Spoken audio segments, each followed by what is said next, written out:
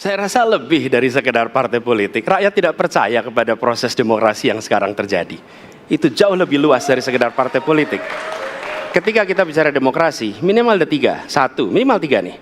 Satu, adalah adanya kebebasan berbicara. Yang kedua, adanya oposisi yang bebas untuk mengkritik pemerintah dan menjadi penyeimbang pemerintah.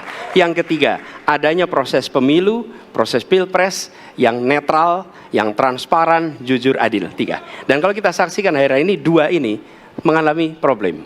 Kita menyaksikan bagaimana kebebasan berbicara menurun, termasuk mengkritik partai politik. Dan angka demokrasi kita menurun, indeks demokrasi kita.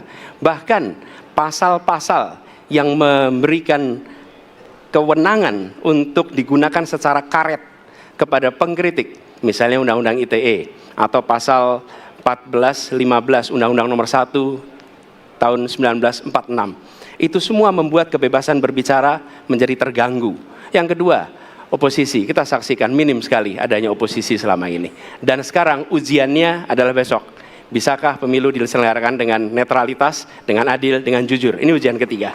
Jadi persoalan demokrasi kita lebih luas dari segala persoalan kepada partai politik. Nah, bagaimana untuk partai politik sendiri? Partai politik baru mengembalikan kepercayaan. Tapi di sini ada peran negara.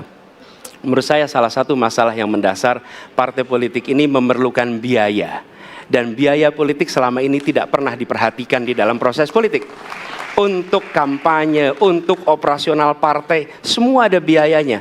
Sudah saatnya pembiayaan politik itu dihitung dengan benar, ada transparansi, sehingga rakyat pun melihat ini institusi yang bisa dipertanggungjawabkan. Jadi salah satu reformnya adalah reform pembiayaan politik oleh partai politik. Terima kasih.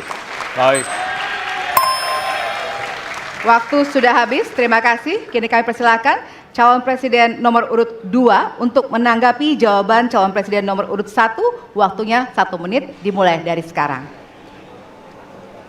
Mas Anies.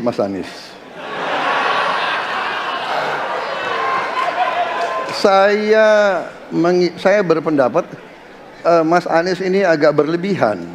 Mas Anies mengeluh tentang demokrasi ini dan itu dan ini. Mas Anies dipilih jadi gubernur DKI menghadapi pemerintah yang berkuasa.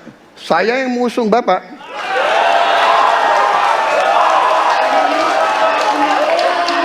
Kalau demokrasi kita tidak berjalan, tidak mungkin Anda jadi gubernur.